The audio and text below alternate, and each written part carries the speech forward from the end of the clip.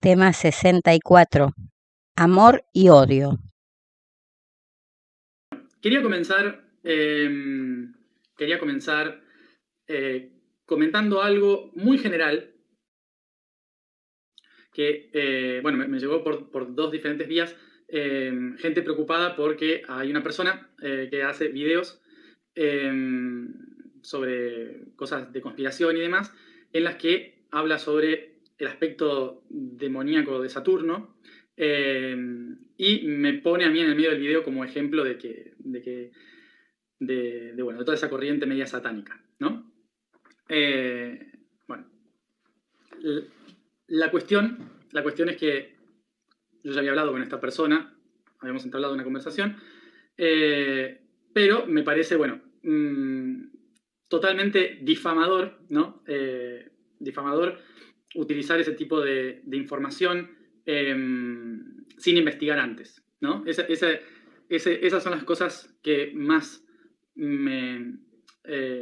una de las cosas que tendría que ver con el tema de ayer, ¿sí? Que tiene que ver con verdad y mentira. Bien, el concepto, ¿sí? El concepto básicamente tiene que ver con lo siguiente. Que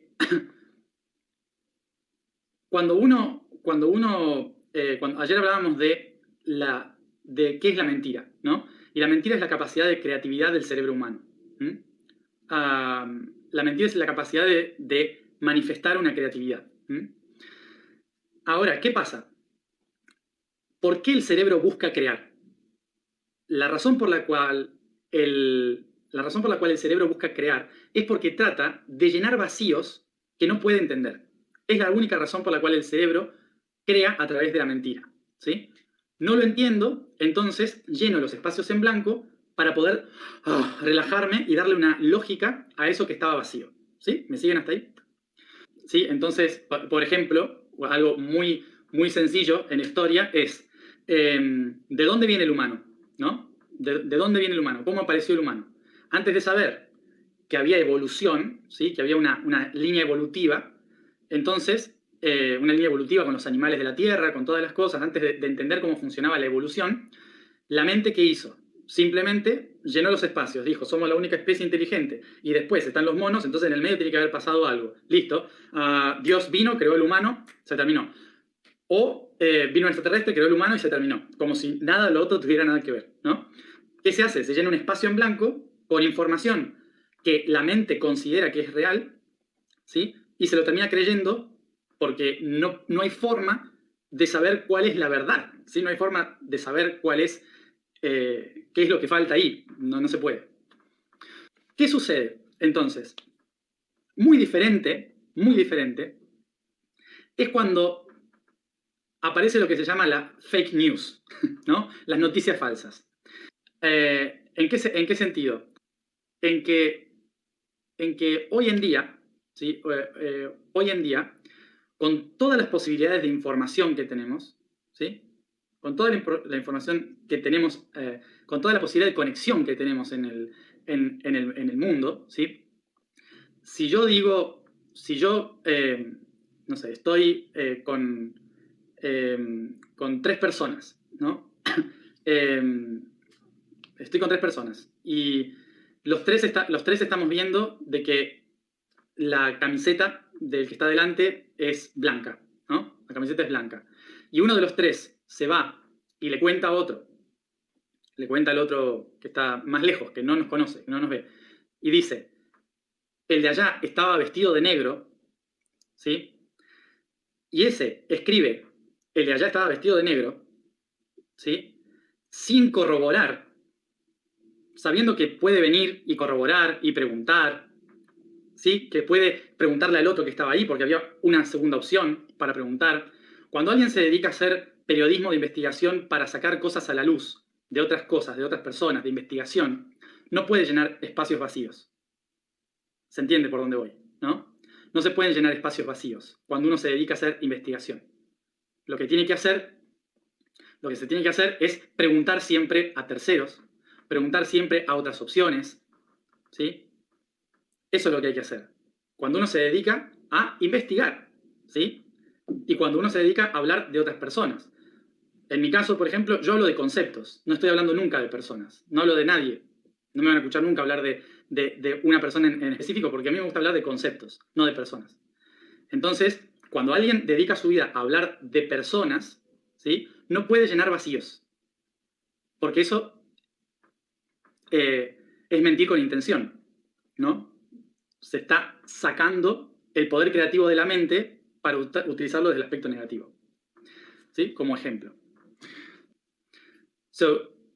Bien, lo que decía es que en inglés, lo que decía en inglés es que mi tarea es hablar conceptos, que por ejemplo yo no voy a hablar de un político o el papa o alguien, ¿no? Porque yo no vivo con ellos, no sé cómo son, no me interesa tampoco cuál es su vida ni cómo hacen su vida. Yo voy a hablar de sistemas o conceptos, ¿no?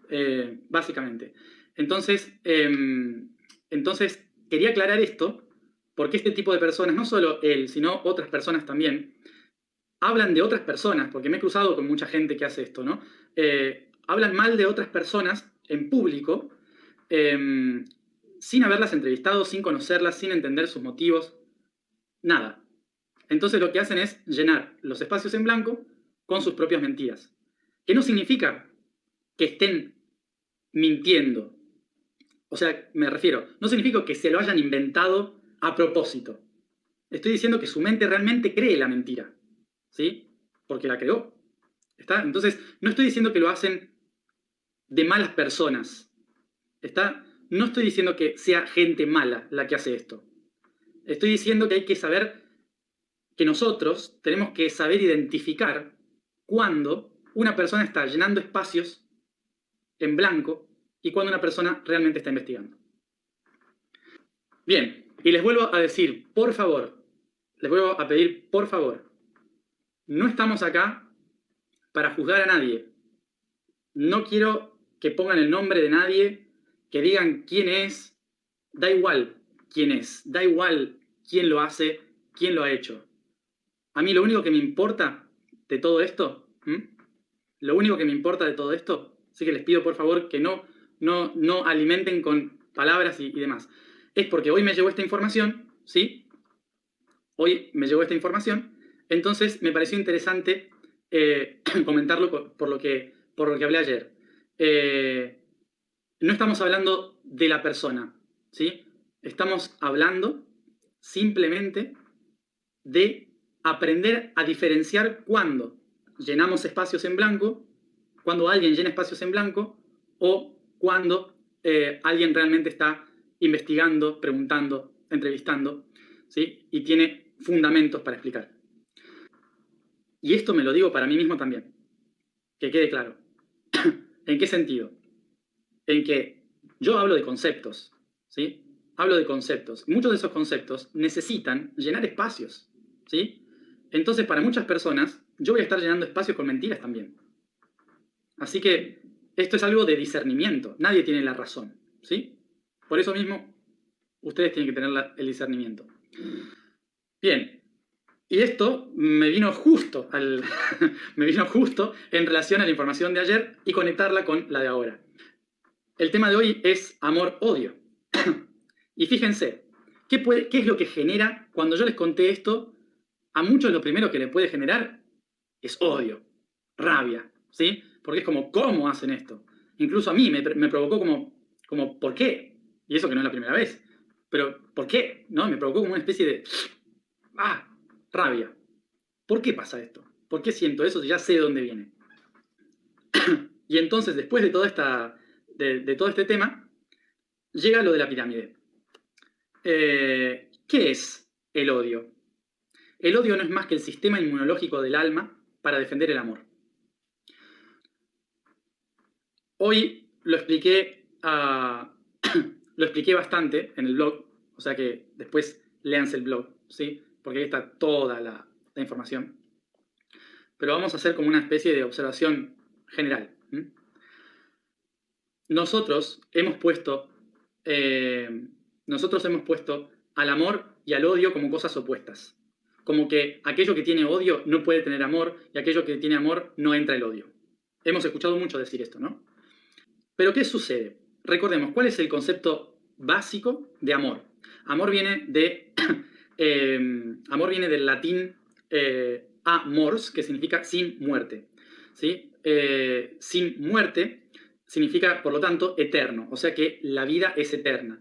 Por lo tanto, todo aquello que es eterno, desde el punto de vista latino, eternidad significa aquello que no muere nunca. Entonces, por eso se le llama a lo eterno amor. Por lo tanto, yo contigo hacia la eternidad le llamaron amor. Entonces, si nosotros tenemos que entender que el amor es un concepto eterno y completamente eterno, significa que todo lo que existe desde el primer instante hasta el último va a ser amor. Porque si el amor es eterno, en el principio de las cosas lo único que existía era el amor.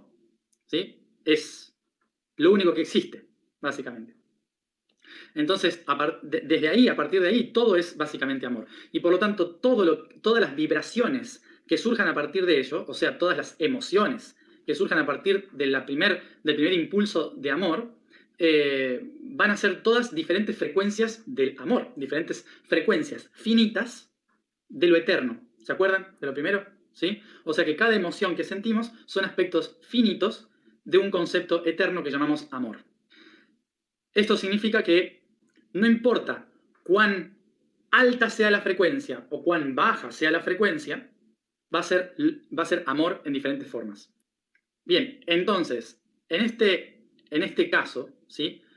Vamos a entender que odio podría identificarse como una vibración muy baja, como la más baja de todas. Y como es la más baja de todas, ¿sí? Como es muy baja, es interpretada como algo muy negativo y muy pesado.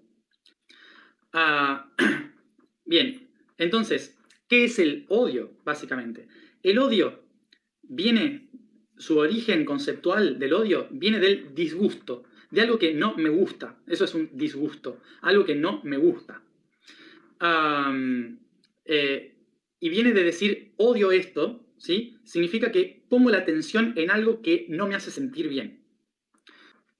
Por lo tanto, fíjense que el concepto de odio no tiene que ver con odiar a alguien, no tiene que ver con, con no amar a alguien, ¿sí? Sino que tiene que ver con algo muy sencillo como es, no me gusta tomar alcohol. Básicamente es eso, ¿sí?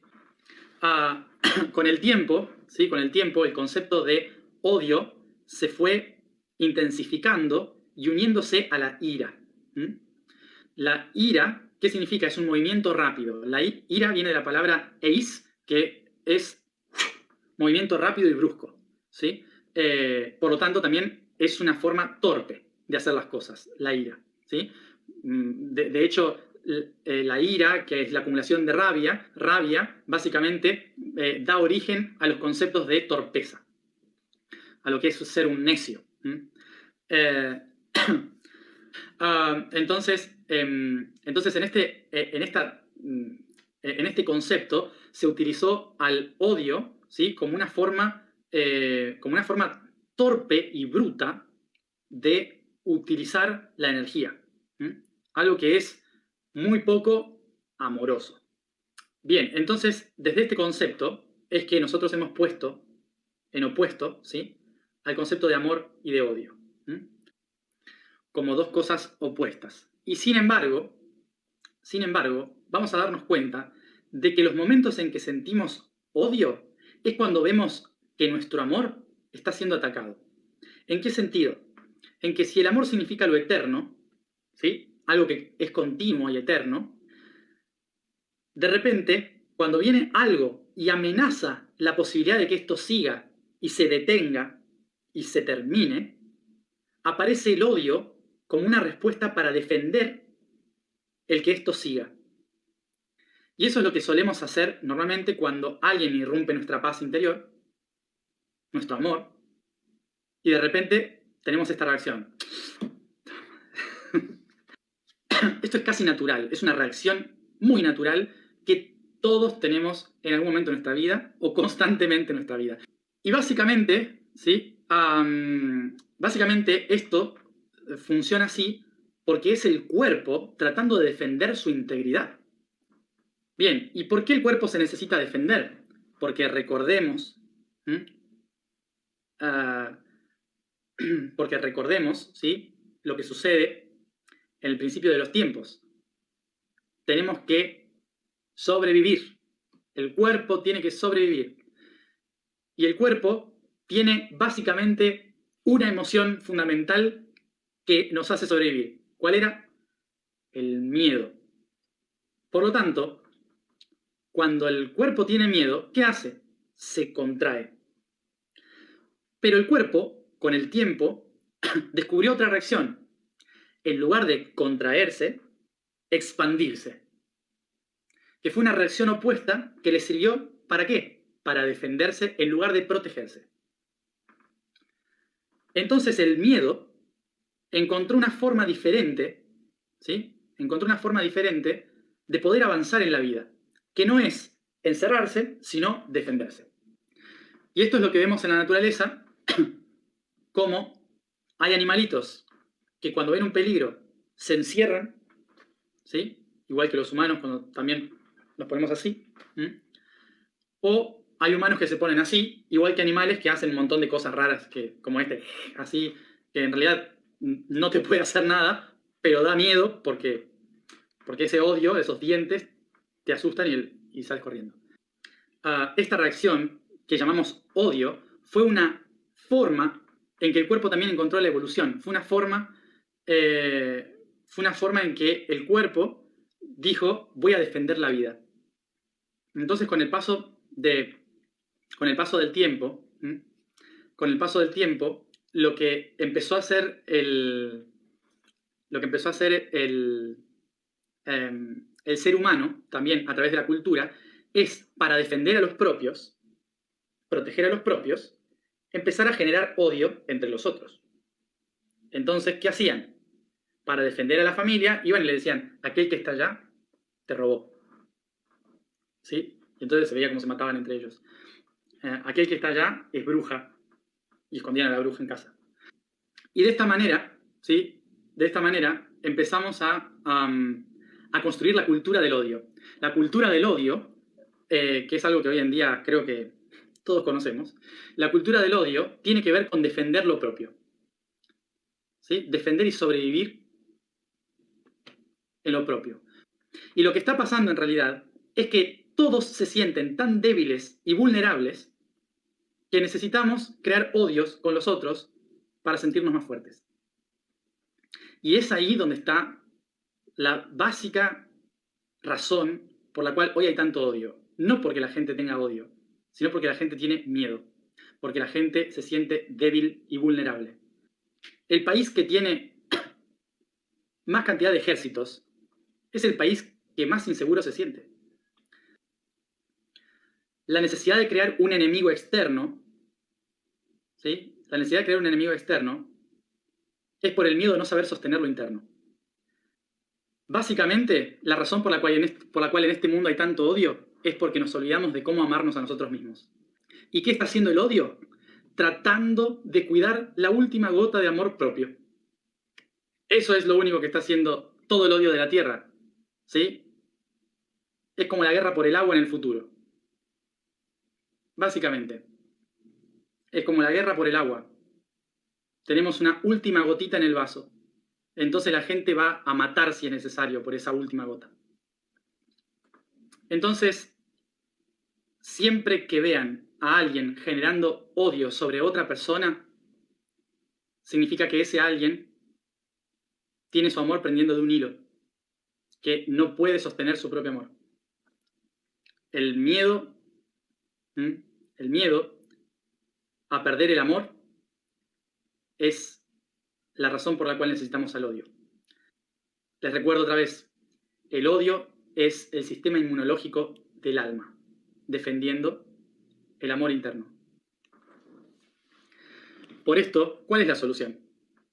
¿Cómo hago entonces para empezar a hacer que no haya tanto odio?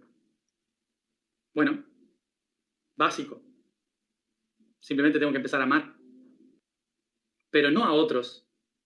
Primero me tengo que amar a mí mismo. Porque no puedo amar a otros si no me amo a mí mismo. Una vez que me amo a mí mismo, es cuando puedo amar a los otros. ¿Por qué? Porque el amor convierte toda mi energía en un circuito eterno.